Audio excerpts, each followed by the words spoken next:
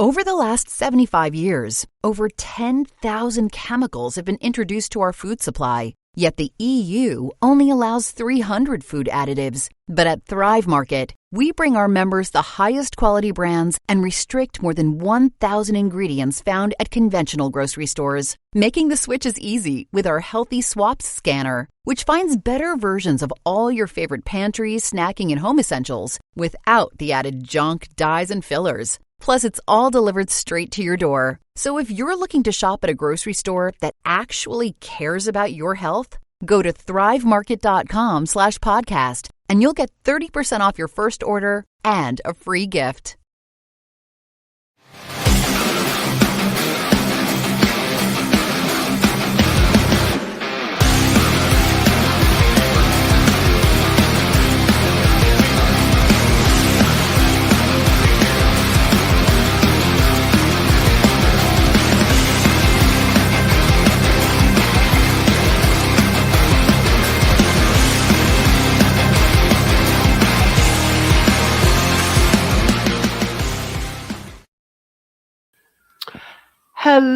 Hello to all of you watching right now. Welcome to a brand new episode of Hot Topics. If you are not familiar with this web series, I got to catch you up to speed. So this is a web series where we like to talk that real talk. Like we like to get down and dirty to the nitty gritty. We like to talk about the things that we don't really say out loud, or we kind of keep to the kitchen table with our close family and friends. We don't really put it out there. This is the web series where we do that. So we tend to focus on certain topics, right? We tend to focus on topics in education, topics pertaining to employment, physical health, mental health. If you check out our other episodes, we have episodes on financial literacy, and we talk about divorce. We talk about surviving eye cancer, surviving breast cancer. So we stay within a certain scope in terms of topics, but within that scope, we get down and dirty. And that's what this web series is all about. I'm not sure I said my name. My name is Gabrielle. There we go. So let's get right to it. So the name of this episode is, going to get my banner here, Living with a Disability Part 7. So obviously there's parts 1 through 6, right? So you can see those previous episodes on our video library, wherever you are watching this right now, whatever platform you are seeing this episode right now, check out our other episodes, our other videos and clips, and you will see the other parts. So we like to repeat topics here because we believe that there is multiple ways to see the same thing. And we encourage all of our viewers to look at different points of view, right? Or multiple experiences. Don't just look at the one experience, but look at multiple experiences and multiple points of view for the same thing. So that's why we like to repeat topics here. So I have a guest with me who is going to sit on the hot seat. Her name is IngerShaye Colzie, and I can't wait to tell you about her. So let's get to it. Who is IngerShaye Colzie? Let me tell you who she is. So IngerShaye Colzie is an ADHD coach and psychotherapist specializing in making a difference for Black women executives and entrepreneurs, supporting women through clarity, empowerment, and resilience.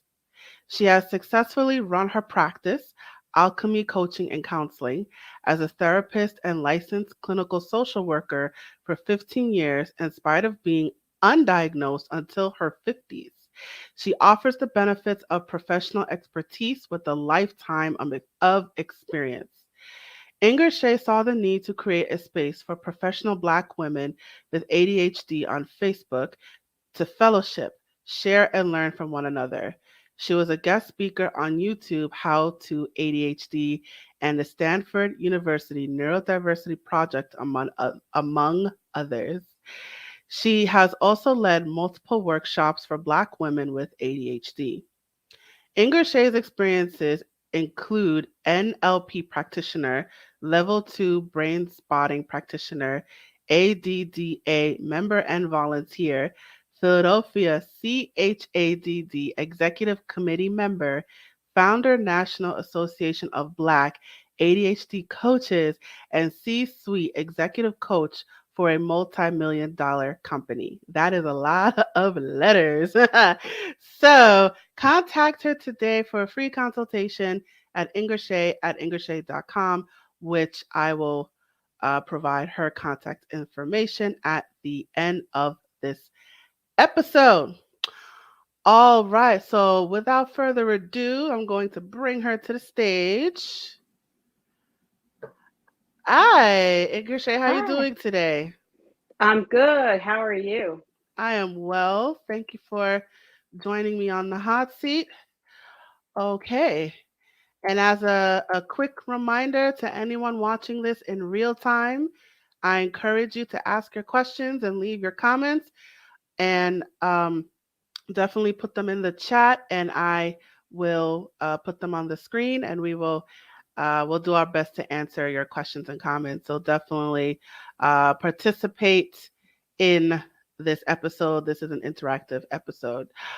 All right, IngerShaye, I'm bringing it back to you now. So I definitely want to hear about your experience living with ADHD, being a Black woman with ADHD. I definitely want you to share your experience, and I look forward to hearing what you have to say. I look forward to what uh, all of us, I think, look forward to what you have to say.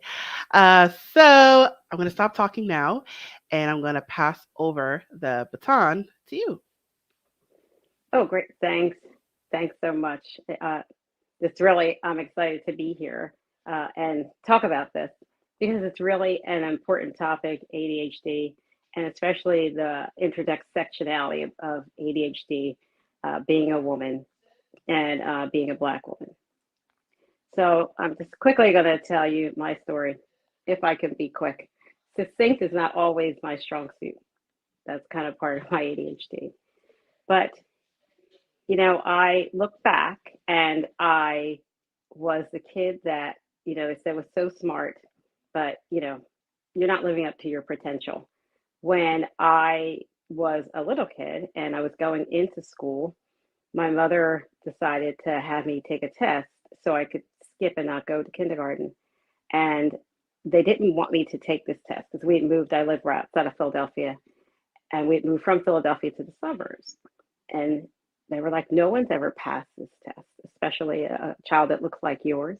So my mother said, just let her take it. And if she passes it, great. If she doesn't, she'll just start when everybody else does. So not only did I pass the test, I passed it and I remembered all the questions. So my school life began with somebody that was just that smart.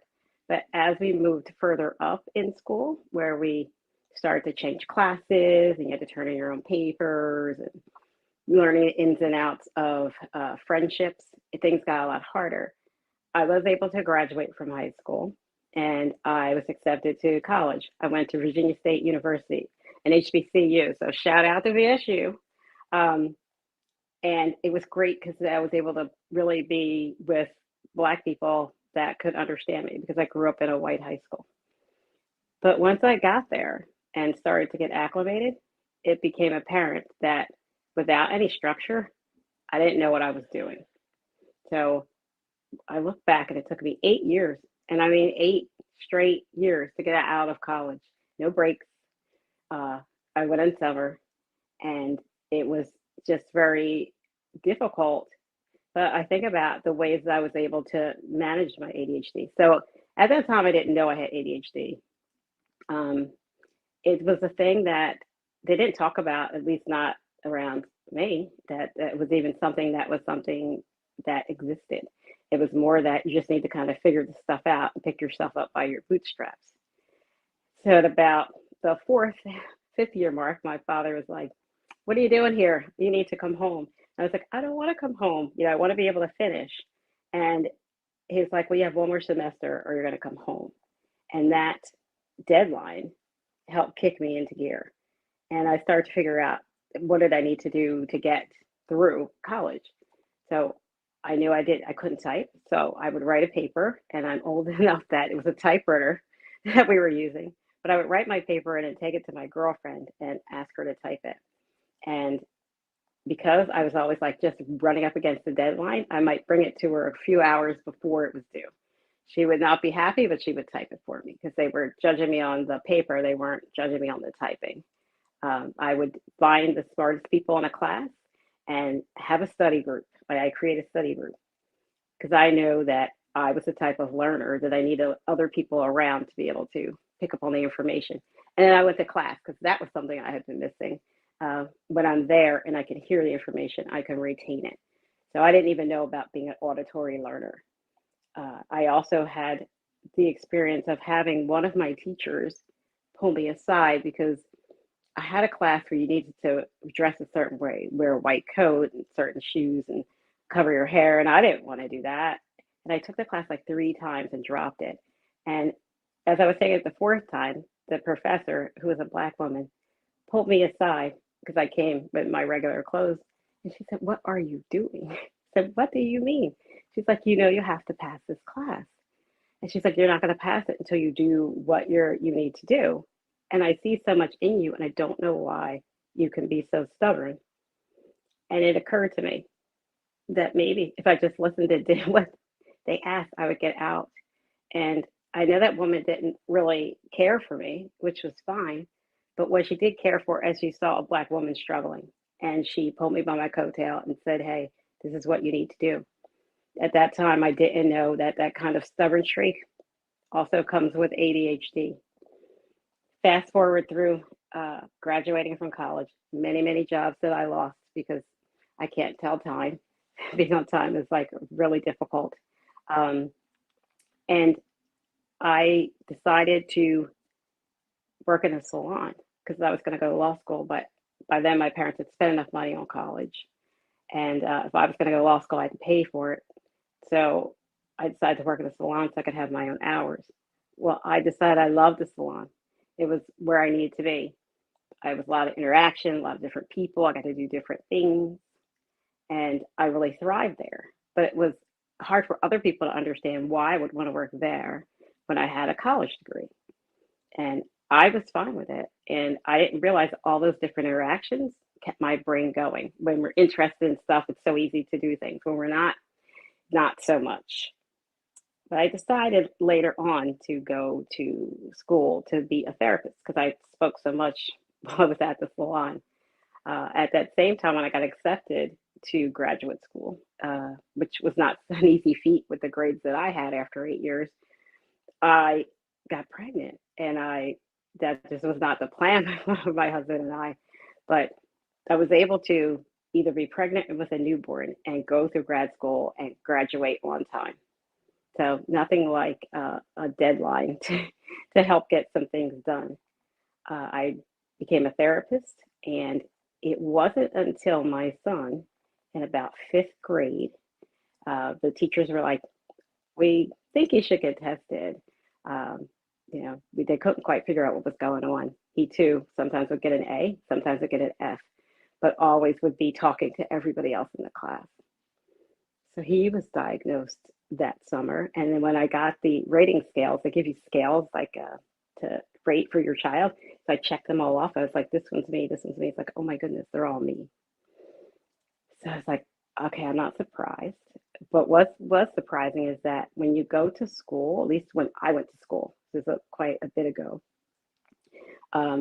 they only talked about ADHD in the realm of little white boys that fell out of their chairs, because that's where the research was. The ones that were running around easily diagnosed. There was not really a lot of talk about people who were what you call inattentive type ADHD. There's 3 types of ADHD. There's the hyperactive, which is what you would like to say, normally see, or what you would think about as ADHD. And then inattentive is where if somebody's spacey and dreamy, if somebody kind of seems like they're just kind of going with the flow, but they're not quite getting it. That would be more of like an attentive type presentation. And then there's one where it's combined, so a little bit of each. Oh, many times for women, the inattentive type gets missed because women are taught to be, the girls, it starts from girls, to be quiet, go with the flow, figure this out, figure out what you need to do about things. And if you're not upsetting the apple cart, then people think there's nothing wrong with you. And that hyperactive part turns inward and turns to anxiety. There's a lot of anxiety that goes with ADHD. That with ADHD rarely runs alone. It usually has something that goes with it. I still call it comorbid because people can kind of understand when the two conditions go together.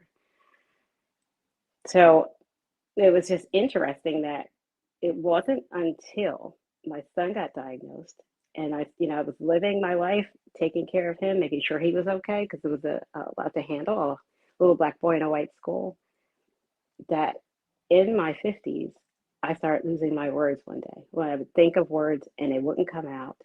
And I was like, oh crap, I'm a therapist. Like, I talk all day.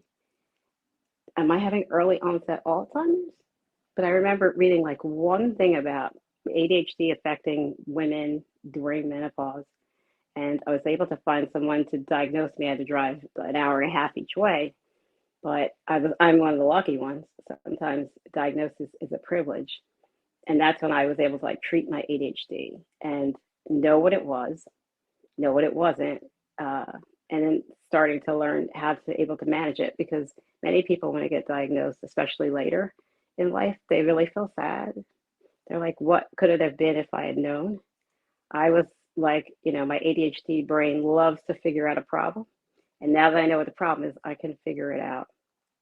And that really propelled me into ADHD coaching, which at the time I didn't even know was something that was around. And they had a big conference here in Philly in 2019.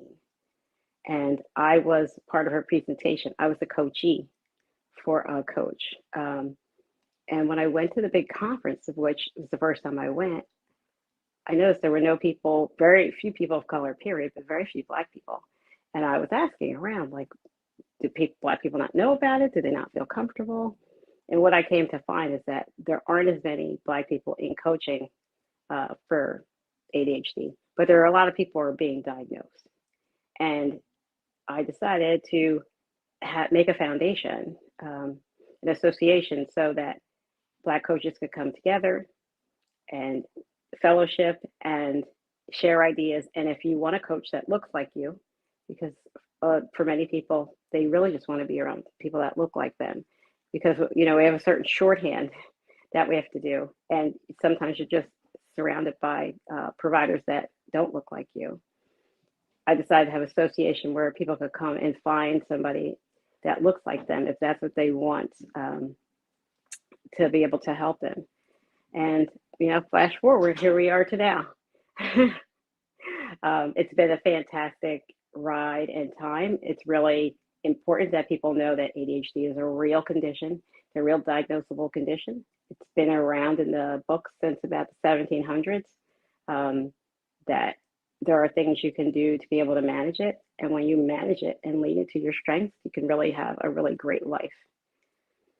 I know it's funny. I saw you put up where it's like living with disability, and ADHD is a brain-based condition. It's that you don't quite get enough dopamine, and it's a short way to explain it.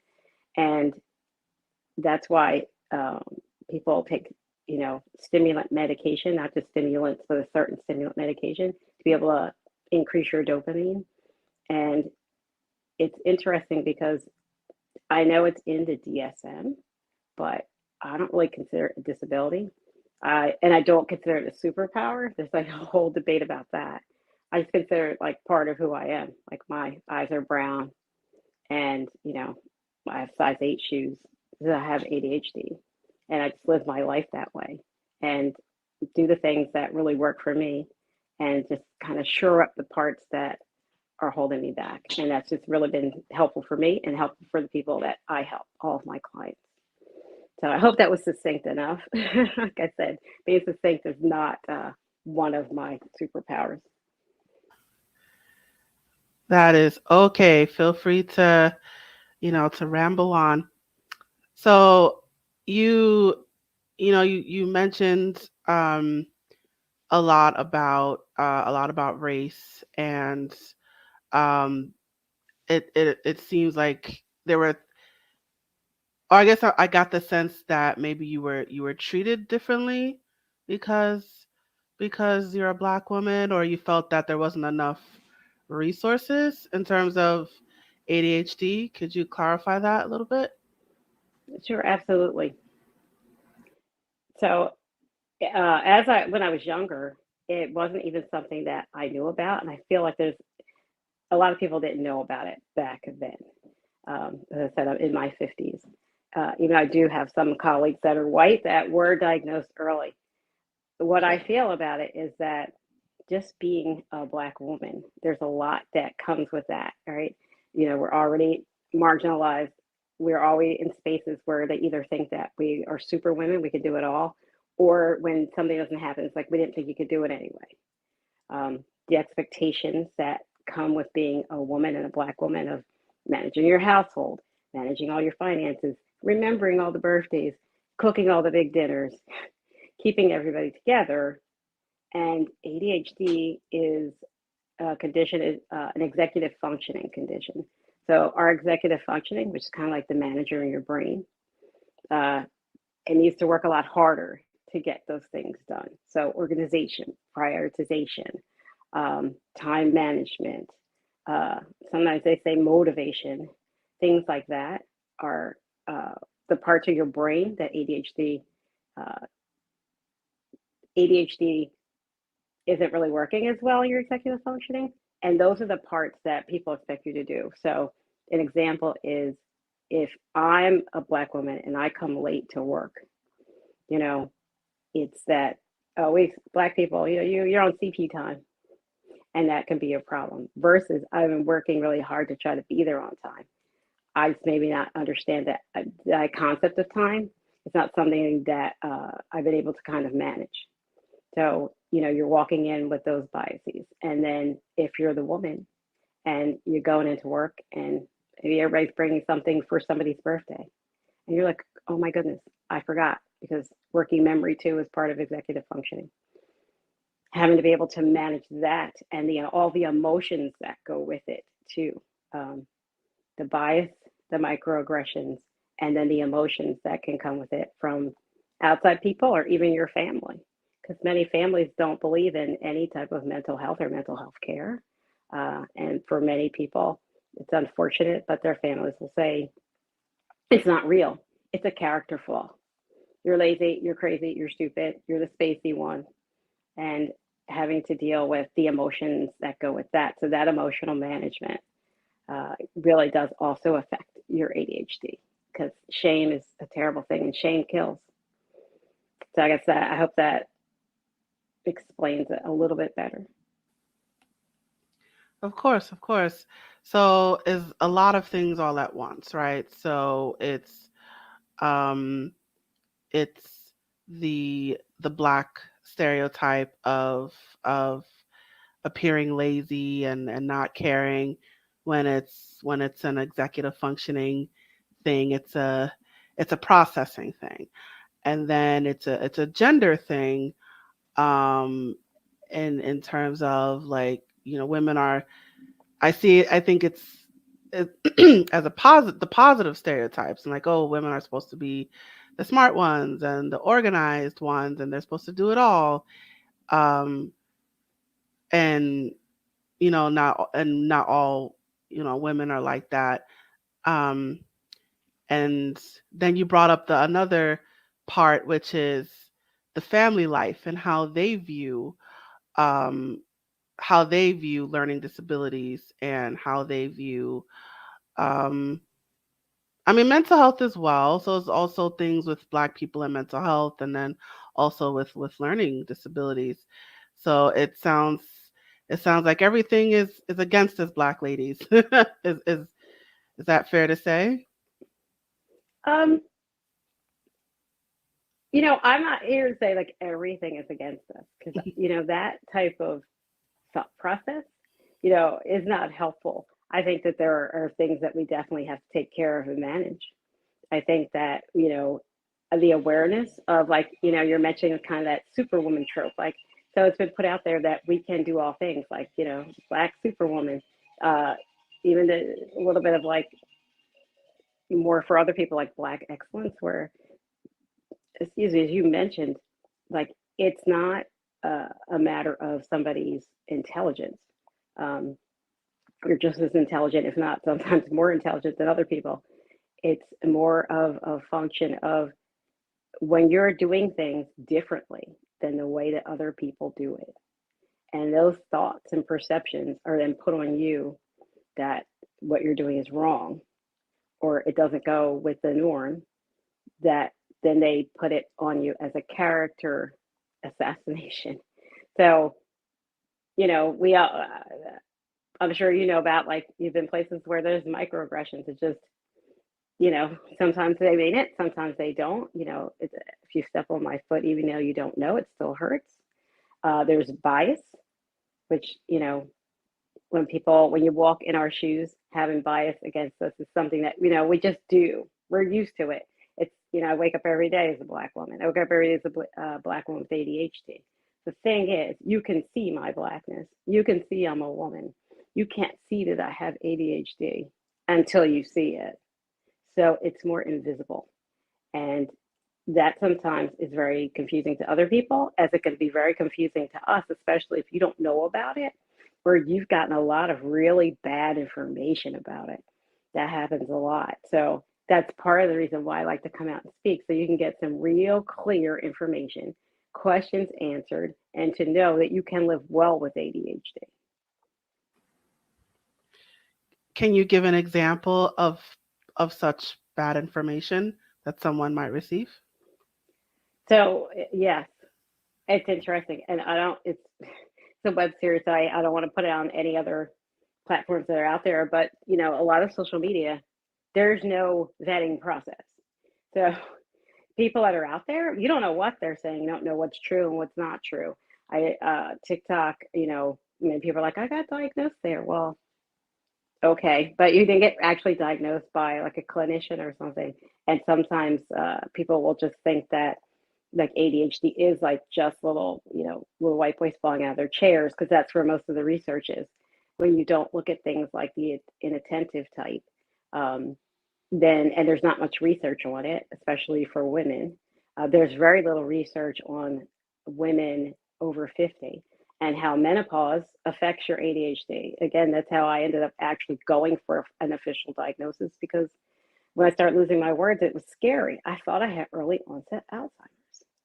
And I was like, oh my goodness, what am I going to do? And it wasn't until I thought about, they say if you remember what a key is, then you don't have Alzheimer's. If you lose your keys, now if you lose your keys, you don't have Alzheimer's. You don't remember the key is, then you do. That I was able to luckily get diagnosed.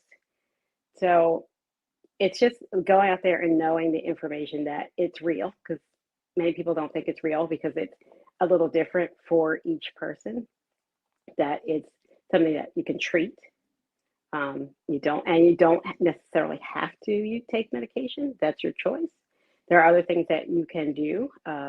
Where I feel that medication is probably the I shouldn't say the best, but the first thing that they're offered. But exercise, sleep, some vitamins, minerals. They're coming up with a few things that could be helpful.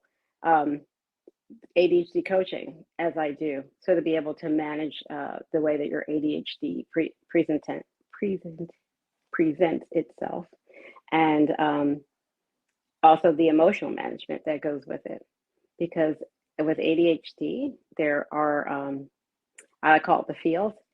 Some people have what they call rejection sensitive dysphoria, which is not in the DSM, but emotional management goes with impulsivity, which is all a part of your executive functioning.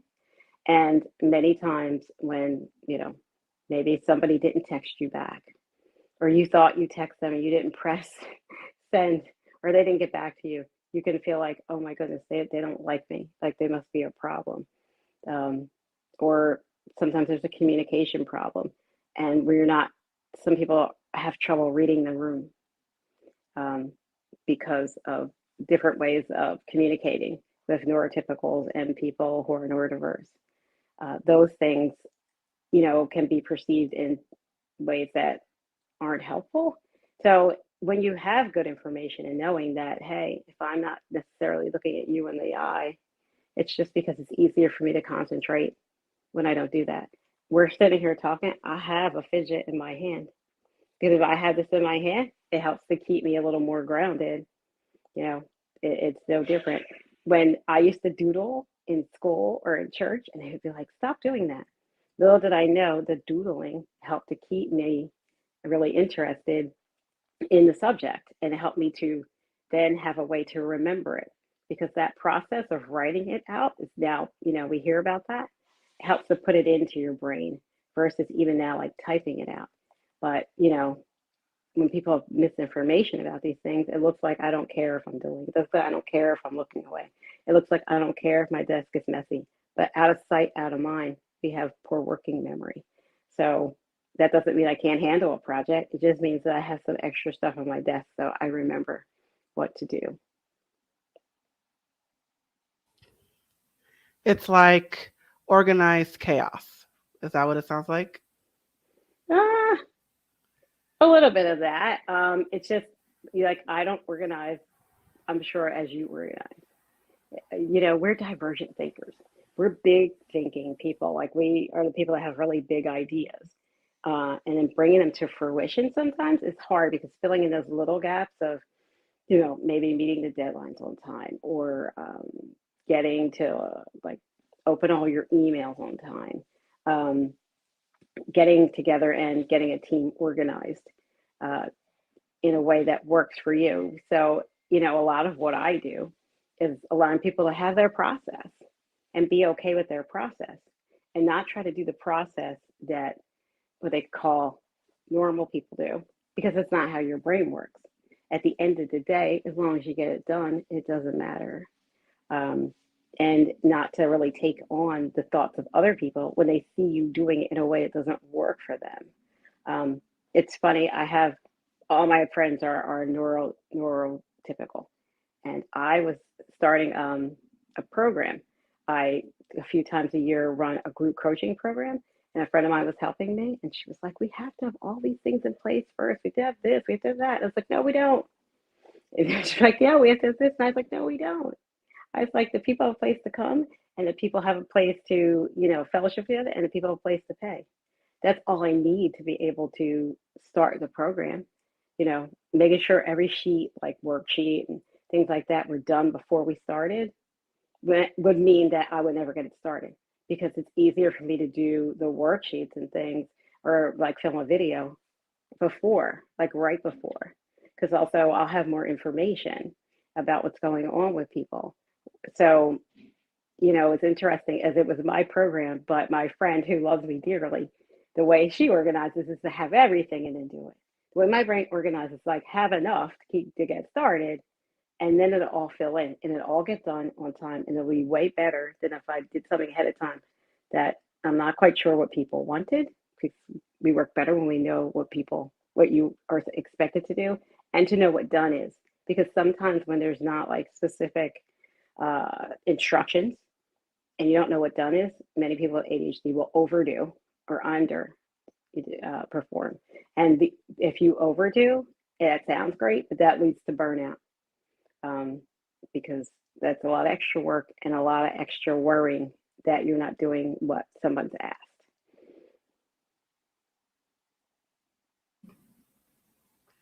Right. So it's someone with um someone with ADHD may um find themselves taking on too many things when it's not necessary. Yes, or not theirs. There's that boundary management too. So when somebody asks you to do something, do what they ask. Not always like, if you're not sure, then you're going to do extra things, because that sounds great, but really you only have to do what's asked.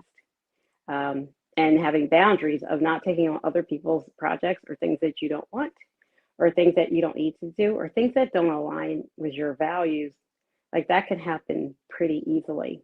Where the next thing you know, like everybody, could you do this? Could you do that? Could you do this? Could you do that? And you just go, yes, yes, yes, I can. And never really checking with yourself or checking in with your calendar or thinking about how long it's going to take to do these extra projects that aren't yours, and really sometimes not knowing what they are. And when you look up something that doesn't even align with your values, it's like, this is something I would never do. And not having the language to tell people no, right? Not to say, well, sorry, no, not this time, I can't, or this your project is like so important, but I just really can't fit it on my plate. Maybe next time. It's something where sometimes we'll just take on a lot of stuff because we're not considering it. It's kind of an impulse to say yes, or not being able to figure out managing the time properly, and you say yes. And we can be pretty empathetic, so saying yes. And then, like I said, then we can't get those projects done, let alone the projects we're supposed to do.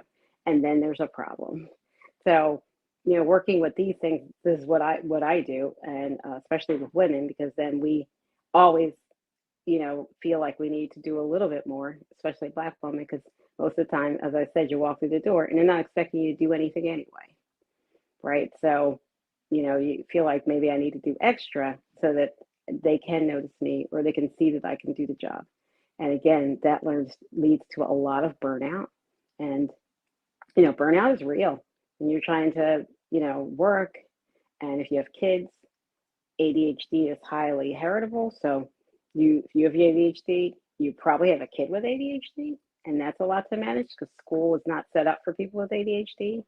And you have family, friends, other obligations. If you want to be civic minded and do volunteer things or like work with a church or whatever, taking all those things, it becomes really too much for women, and they feel shame when they can't get these things done, and not wanting to ask for help. Um, it can just really all fall apart pretty quickly. I tell my story all the time. Like, I was working like 3 jobs, and I had my son, and I had my friends, and I had family. And I always say, I feel like I was juggling everything. And then I was juggling on a unicycle, and then I was juggling on a unicycle. And then what I was juggling was like chainsaws on fire and a hamster wheel. And it was like the hamster wheel from hell. And I couldn't figure out how to get off. If I dropped something, everything would fall apart. But if I didn't drop something, I was going to fall apart. And neither one of those were an option. So to be able to start managing the parts of my ADHD allowed me to figure out what was mine, what wasn't mine, and what I didn't even have to worry about, and being okay with dropping something. And that happens sometimes, and not judging myself or allow other people's judgments to affect me. So basically, well, not basically, but so it sounds like you don't let those societal pressures get to you. You don't let the pressures from your family get to you, or from the people from your workplace get to you, or the pressure of being a Black woman get to you, or the pressure of being a Black person get to you. So it sounds like you're aware of all of those pressures around you, but you you you remain centered, and you remember what you're trying to go for, and you remember the goal that you're trying to accomplish, and you're aware of your processing issues, and you're aware that it is an issue and not a burden, a curse. It's not the devil taking you down. It's an actual physical thing that's happening in your brain. So being aware of all those things allows you to handle all of your societal pressures. Well, no, but yes and no. Yes, I'm aware of these things. Yes, I really work with these things, but I'll be real. Like, I'm not superhuman. I'm not saying Yeah. superhuman. Like, I've got this all figured out. No way. No way. it's something I'm working with every day. Is ADHD is a chronic condition. It's not going anywhere. I'm born with it. So I'm going to die with it. And I have to manage it every day, all day. And, that's the truth. And some days it's great. And some days it's really hard. What I've really learned to do is have self-compassion. That's what it is. So on the days that it's great, I'm like, this is great. The days it's hard, I'm like, this is, nothing was happening today. There's this phrase, some days you're the bird, some days you're the statue. Sometimes I'm like, I have statue days.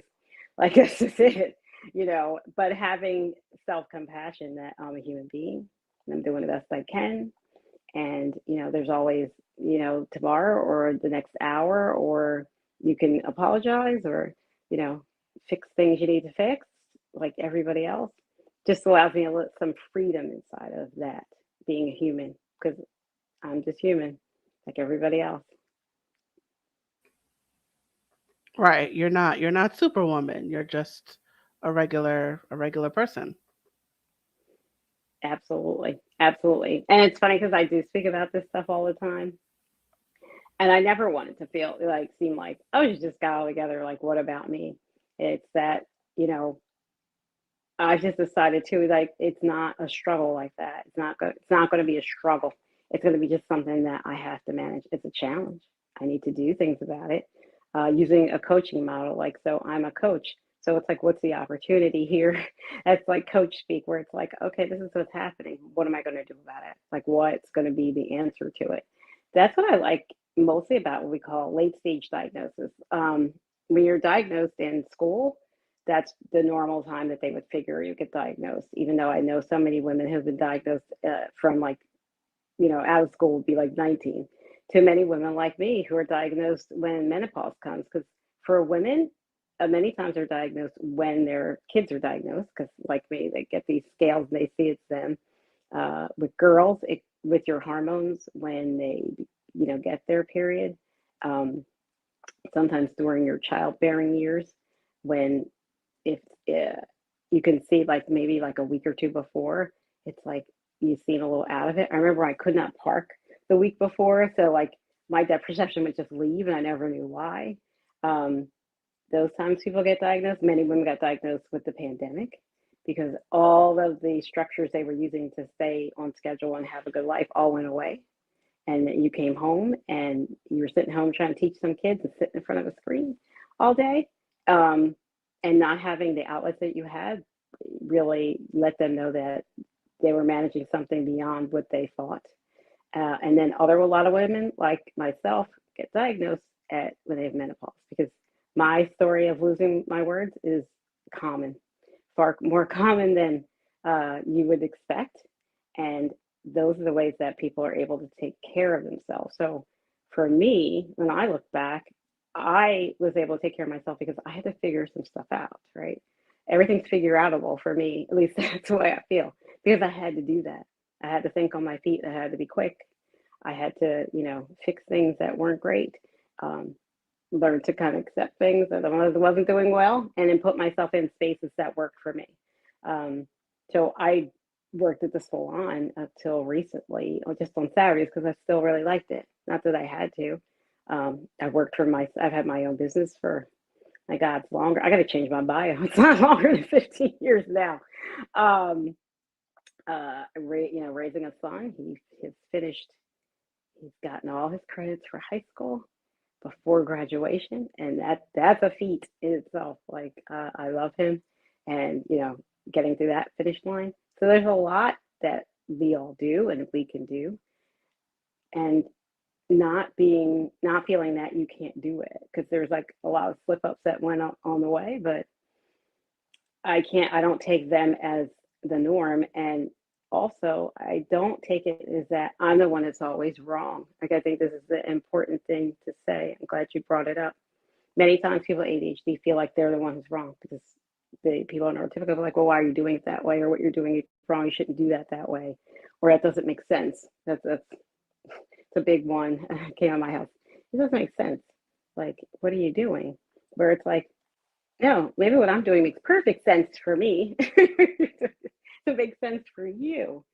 So when you realize you're not the problem, that, you're allowed to do it your way, and, you know, the other people, they do things correct and incorrect also. Um, Having that mindset has really got me through a lot, because, it's not like it's just me. It's not like a one down perspective, like I have to be the bad guy or the person that's wrong. It's that we're all human. We all do stuff great and we all do stuff that's bad. And coming to the middle where let's like figure some things out. And that's really the big reason why I speak, because so many people with ADHD, especially women, the shame is palpable. And the shame, I mean, it really does. As we talk about mental health in the Black community, that's my biggest goal. I mean, the rate of suicide is, off the chain. Uh, and, you know, I live in Philadelphia, so there's a lot of crime, um, homicides, and it breaks my heart. And when we can address it and people can have awareness, and it's okay to say you're struggling, B, things to do about it, and take care of it. And no, it's not just you, because all of the women that come to me, and I mean all of them, the reason why they come to me is they go, "Oh my God, I saw you, and I thought it was just me. I thought I was the only one that had that." And it's like, no, there's lots of us. So I invite them to my Facebook group with over 1,000 women that have the same thing. And it's really comforting and healing when you see that it's not just you, that this is something that happens more frequently than you would know. And there are ways to be able, like I said, to manage it and manage your emotions and feel like you're a part of a community. You're not ostracized. You're not left out. There's nothing wrong with you. You just have some things to manage. Absolutely. Thank you for sharing. All right, so we are winding down now. So, do you have any final advice that you'd like to share with our viewers, or any final words of wisdom that you'd like to share? Well, first, I'd like to thank you so much for having me on. This has been fun. Um, I just really like to share that, you know, again, ADHD is real. It is a real condition. It's not made up. It's not something you're just like using as an excuse. It's a real condition. You can get diagnosed, and I suggest you try to get a diagnosis. Sometimes it's easier said than done for people, but keep trying. If you go to a clinician and they're like, no, you have anxiety or just depression, you feel like that's wrong, keep going and find someone that can help you. Um, and, you can live well with ADHD. You can do all sorts of things, whatever it is that you like. Run So many people run businesses and have families and do great things and have their ADHD, and you know not have it be the be all end all. Breaking that stigma of shame is really my biggest goal, so that people can really live the life that they really want. Absolutely. And I think I just want to add this quick point that I also think as Black people, we need to um, not be afraid of, going to doctors, going to a psychiatrist, going to a psychologist. I think that we as Black people need to normalize um, normalize health and normalize mental health, and um, and normalize, seeking a professional when you need help, and to not don't be afraid to ask for help, and don't look at it as a thing of shame, but something that should be a thing of pride, because you're aware that you're in a weak state and you're looking to change that. So I think, and even for Black women, but also um, just Black people in general, I think that the more that we accept things like going to doctors to be evaluated for ADHD, the more that we accept um, accept our flaws, acknowledge that we're not perfect, we're not super people, we're not superheroes, that we are human. Um, the more that we embrace our flaws, then the more that we can acknowledge those flaws.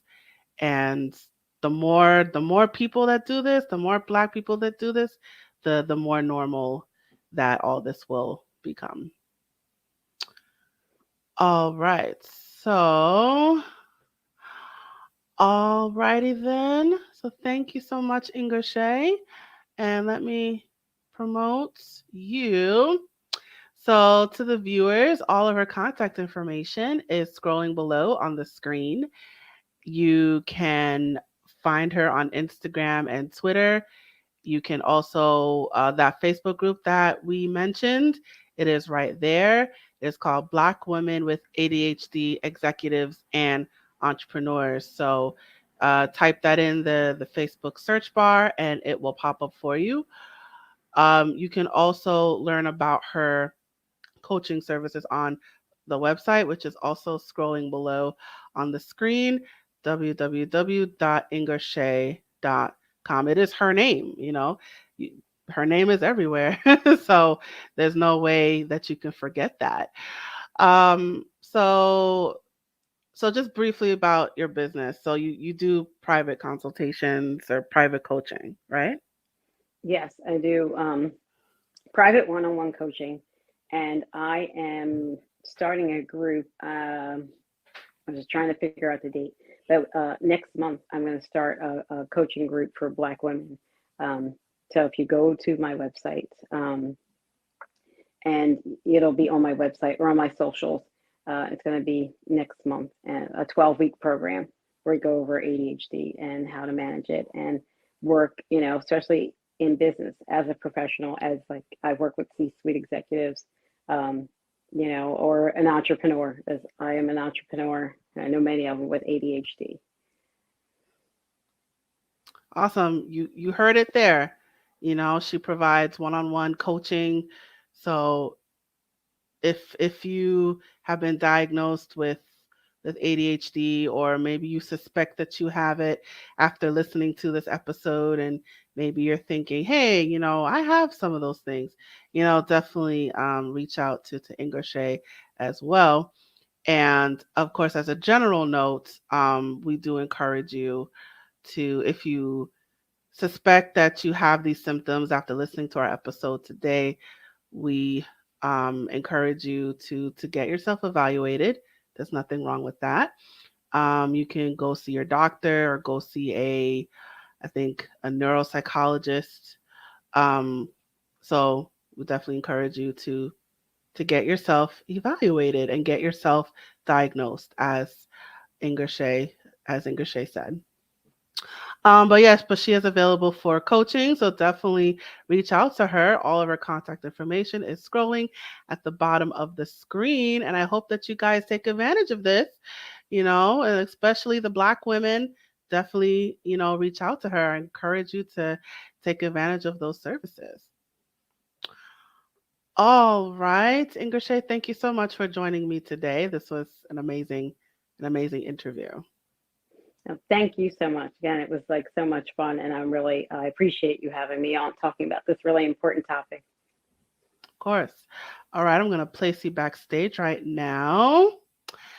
And it is just you and me, guys. I'm just going to pull up my banner. All right. Yes. Just give me 1 second. All right. We have reached the conclusion of our episode. Thank you so much for joining us today. So wherever you are watching this episode right now, whatever platform that you are watching this episode, check out our video library in that platform for more videos and clips. And don't forget to follow us. So whatever that button is, if it's like, follow, subscribe, tweet, whatever that button is, I encourage you to press that button and stay in touch with us.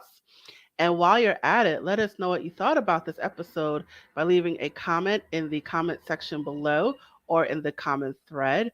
I definitely want to hear your feedback about this episode.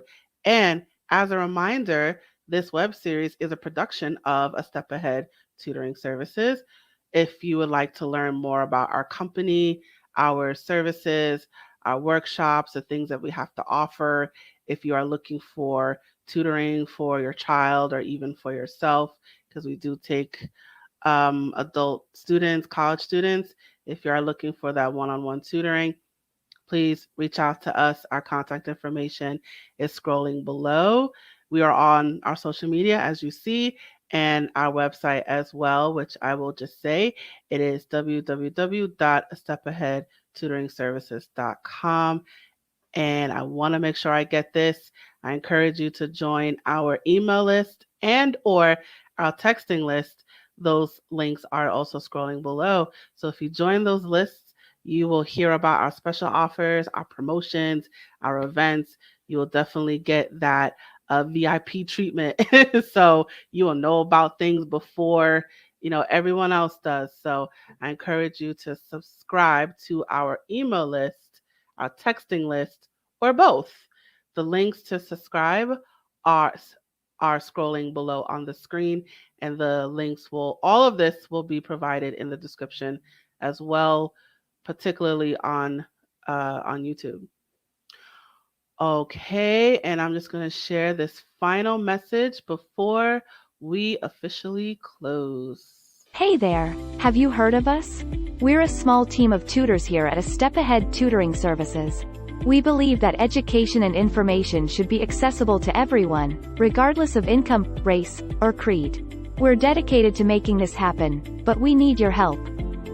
Please consider making a donation to our company. No amount is too small. Your donation will allow us tutors to remain employed, offer free and low-cost services, put on productions like this web series, and reach out to families nationwide.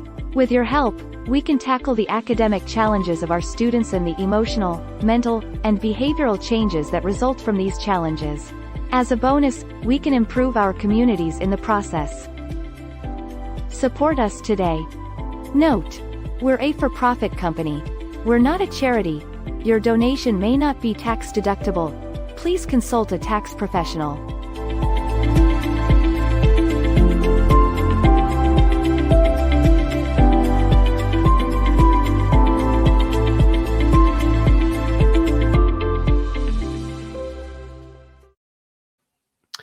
All right.